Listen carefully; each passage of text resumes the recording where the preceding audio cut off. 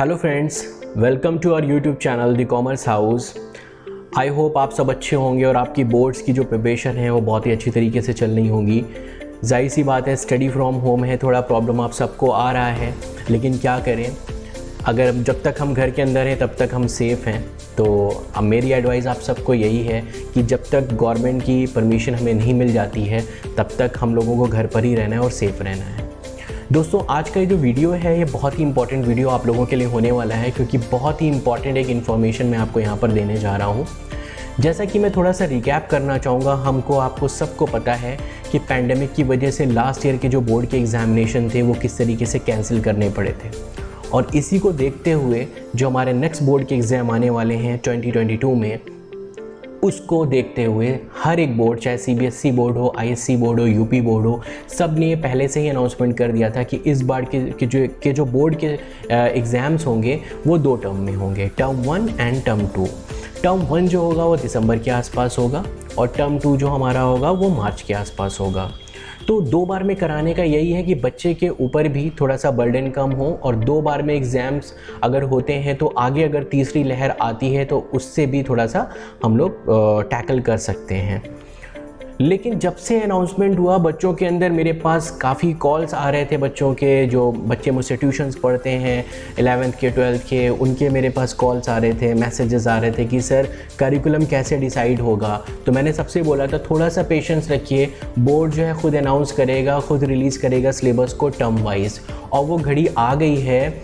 कल यानी 23 तारीख को सीबीएसई बोर्ड ने जो टर्म 1 और टर्म 2 का सिलेबस है वो रिलीज़ कर दिया है।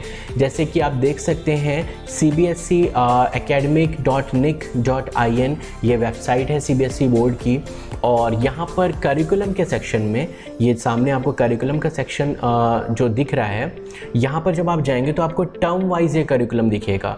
आप जैसे ही इस पर क्लिक करेंगे आपको हर एक सब्जेक्ट का टर्म वाइज जो सिलेबस है वो दिख जाएगा, सो दैट आप टर्म के हिसाब से आप प्रिपरेशन कर सकें। अब वो टाइम चला गया जब हम लोग साल में एक बार पेपर देते थे। अब कोरोना की वजह से हमें हमारी भलाई के लिए हो रहा है कि 2 बार में हमें पेपर देना पड़ा और 2 बार हमें बोर्ड फेस करना पड़ेगा, चाहे वो 10th हो चाहे 12th हो। तो जैसा कि आप सबको पता है कि हमारे पास जो सब्जेक्ट्स हैं वो कॉमर्स के सब्जेक्ट हैं, और मैं इकोनॉमिक्स और बीएसटी पढ़ाता हूँ। तो मैं इकोनॉमिक्स का सिलेबस आज आपको दिखाना चाहूँगा कि इकोनॉमिक्स का सिलेबस में क्या चेंजेस आए हैं, या कौन कौन से यूनिट जो हैं वो हमारे टर्म 1 में हैं और कौन कौन से यूनिट हमारे टर्म 2 में हैं। सिलेबस मैंने पहले से ही डाउनलोड कर रखा है, आप इस बोर्ड की वेबसाइट पर जाके सिलेबस अपने सिस्टम पे डाउनलोड कर सकते हैं। तो चलिए हम लोग बढ़ते हैं आगे, सिलेबस हम लोग डिस्कस कर लेते हैं कि इकोनॉमिक्स का सिलेबस टर्म 1 और टर्म 2 में किस तरीके से स्प्लिट हुआ है। तो फ्रेंड्स, जैसा आप लोग यहाँ पर देख पा रहे हैं कि इकोनॉमिक्स का सिलेबस जिसका कोड नंबर 30 है, ये मैंने डाउनलोड कर रखा है पहले से। तो आइए हम लोग देख लेते हैं। जो पर्दा था वो उठ चुका है कल, और आप सबको बहुत आसानी होगी प्रिपरेशन करने में। तो ये हमारा 12th का सिलेबस है 21-22 का, और सबसे अच्छी बात यह है कि टर्म 1 जो है वो पूरी तरीके से MCQ बेस्ड हो चुका है। मल्टीपल चॉइस क्वेश्चन होंगे, मतलब एक क्वेश्चन होगा और आपको 4 ऑप्शन उसके मिलने वाले हैं, और 40 मार्क्स का ये इसका थ्योरी का, मतलब जो MCQs होंगे आपके 40 मार्क्स के होंगे, और पेपर आपका 90 मिनट्स का, जैसे होता है 90 मिनट्स का आपका पेपर होगा, और इसमें 10 मार्क्स का आपका प्रोजेक्ट होगा। प्रोजेक्ट जो होगा वो इंटायर एकेडमिक सेशन का, देखिए यहाँ पर लिखा भी हुआ है साफ साफ आपको कि जो प्रोजेक्ट आपका होगा दिस वन, ये आपका student would prepare only 1 project in the entire academic session which is divided into 2 terms, term 1 and term 2। मतलब प्रोजेक्ट पर आपका एक ही होगा, और उसको भी जिस तरीके से सिलेबस को स्प्लिट करा गया है उसी तरीके से आपका प्रोजेक्ट भी स्प्लिट हो जाएगा। 10 मार्क्स का प्रोजेक्ट आपका आ जाएगा टर्म 1 में, और टर्म 2 में आपका 10 मार्क्स का हो जाएगा। तो टोटल अगर हम लोग MCQ यहाँ पर देखें, ये MCQ जो आपके हैं वो है 40 मार्क्स का है, ये थ्योरी आपका 40 मार्क्स का होगा, और 90 मिनट्स का आपका ये पेपर होगा।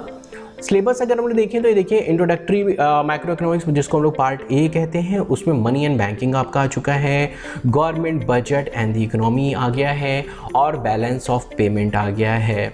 मैं जिन बच्चों को पढ़ाता हूँ ये तीनों यूनिट्स उन लोगों के ख़त्म हो चुके हैं।